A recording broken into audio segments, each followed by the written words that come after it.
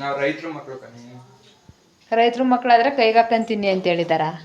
ರೈತರು ಹಂಗೆ ಅವ್ರ ಜೀವನ ಹೆಂಗಿರುತ್ತೆ ಅಂತ ಒಂದ 3-4 ದಿನ ಎಲ್ಲ ಕಾಯೋಬಿಟ್ಟು ರೆಡಿ ಆಗಿದೆ.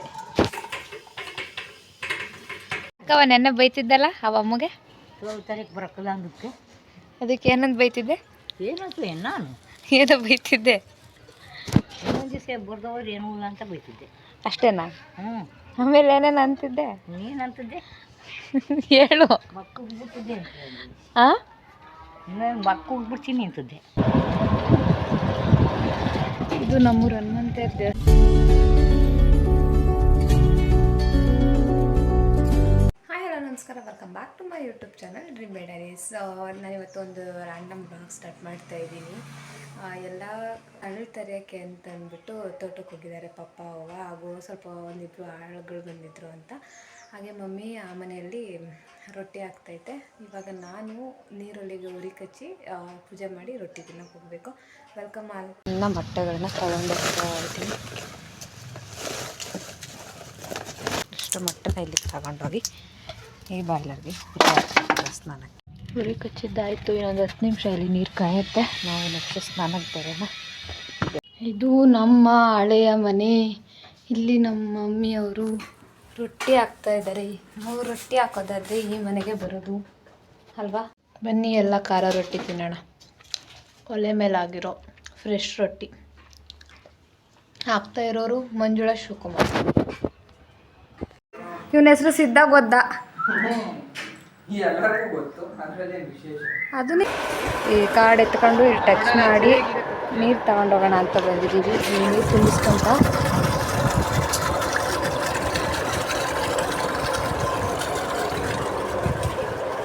ಏನು ನನ್ನ ಮೇಲೆ ದಬ್ಬಾಳಿಕೆ ಮಾಡ್ತಿದ್ಯಾ? ಮುಚ್ಕೊಂಡು ಕುತ್ಕ. ಇದು ನಮ್ಮೂರ ಹನುಮಂತ ದೇವಸ್ಥಾನ, ಇದು ಈಶ್ವರ ದೇವ್ರ ದೇವಸ್ಥಾನ. ಏನು ಕಾಣ್ತಾ ಇರೋದು ಕೆರೆ. ದೊಡ್ಡ ಬುಲೆಟಲ್ಲಿ ಬಂದ ನೀವು. ಒಂದು ಸ್ಕೋಪ್ ರಾಜ ಸ್ವಲ್ಪ ನೋಡ್ಕೊಳ್ಳಿ. ಸ್ಕೋಪ್ ರಾಜ ತಕ್ಕಂಬ ಬಂದು ಆಗ ಅವರೇ ತಳ್ಳುಳ್ತಾಂಡ್ ನೀರು ತರ ನಾನು ಕರ್ಕೊಬಂದು ಬಿಟ್ಟು ಹೊಲ್ಟ.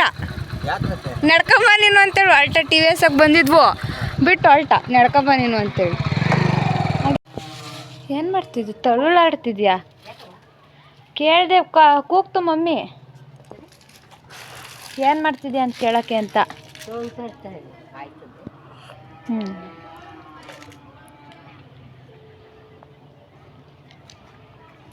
ನಾನು ಕಾಫಿ ಅಲ್ಲ, ನಾನು ಬೂಸ್ಟ್ ಕುಡಿತಾ ಇದ್ದೀನಿ.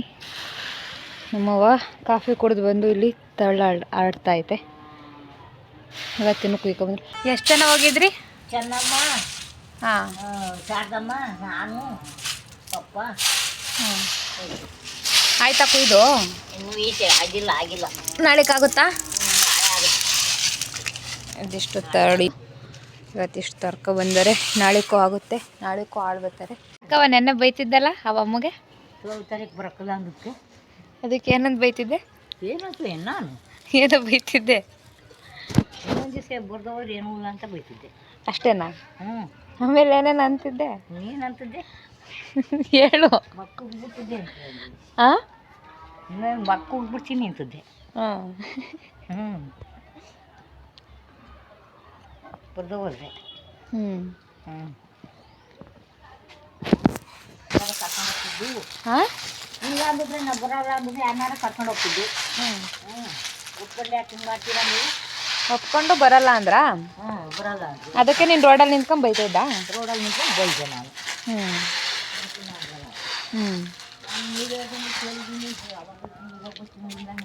ಏನ ಆವಾಗ ನಾಳೆ ಹೋಗೋಣ ನಾಡ್ದು ಹೋಗೋಣ ಅಂದಿದ್ದೀರ. ನಂಗೆ ನೀವು ಹೇಳ್ದಂಗೆ ಕೇಳಿದ್ದೀನಿ, ಈಗ ಬರಲ್ಲ ಅಂತೀರ.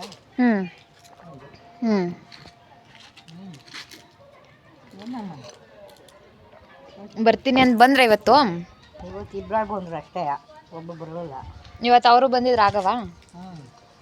ಅವ್ರು ಬಂದು ರಾಜ ನಾಳೆ ಮತ್ತೆ ಹೋಗ್ಬೇಕು. ಎಷ್ಟೋ ತನಕ ಆಗ್ತದೆ? ಸಂಜೆ ತನಕನ ಮಧ್ಯಾಹ್ನ ತನಕನ? ಮಧ್ಯಾಹ್ನ ತನಕ.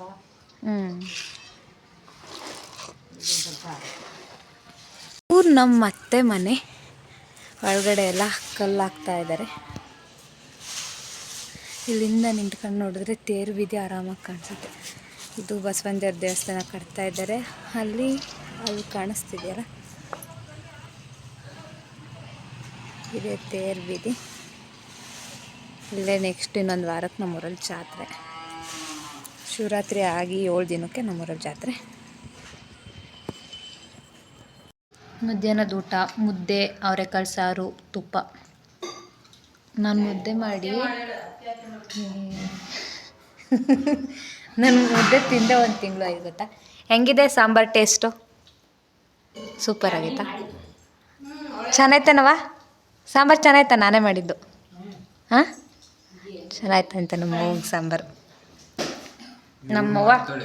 ಅವ್ವ ಪ್ರೊಸೀಡ್ ಅಂದರೆ ಪ್ರೊಸೀಡ್ ಚೆನ್ನಾಯ್ತೆ ಅಂತ. ಹೂವಿಗೆ ಕ್ಯಾಪ್ಸಿಕಮ್ ಬೋಂಡ, ಇಲ್ಲಿ ಮಾಮೂಗೆ ಮೆಣಸಿನ್ಕಾಯಿ ಬೋಂಡ, ಇಲ್ಲಿ ಮೆಣಸಿನ್ಕಾಯಿ ಜೊತೆಗೆ ಖಾರ ಪುರಿ. ಇದು ಬಂದ್ಬಿಟ್ಟು ನಿಪ್ಪಟ್ಟು ಮಾಡೋದಕ್ಕೆ ಕರ್ಬೇವಿನ ಸೊಪ್ಪು. ಇಷ್ಟೆಲ್ಲ ವೆರೈಟಿ ಒಂದೇ ದಿನ. ಬರೀ ಖಾರ ಕೊಟ್ಟರೆ ಏನು ಚೆನ್ನಾಗಿರುತ್ತೆ, ಖಾರದ ಜೊತೆಗೆ ಒಂದು ಸ್ವೀಟ್ ಇರಬೇಕಲ್ವ, ಅದಕ್ಕೆ ಒಬ್ಬಟ್ಟು. ಇದು ಕಾಯಿ ಒಬ್ಬಟ್ಟು, ಎಲ್ಲರ ಫೇವ್ರೆಟ್ ಕಾಯಿ ಒಬ್ಬಟ್ಟು. ಕಾಯಿ ಒಬ್ಬಟ್ಟು ನೋಡ. ಇನ್ನೊಂದು ಸತಿ ಹೇಳು.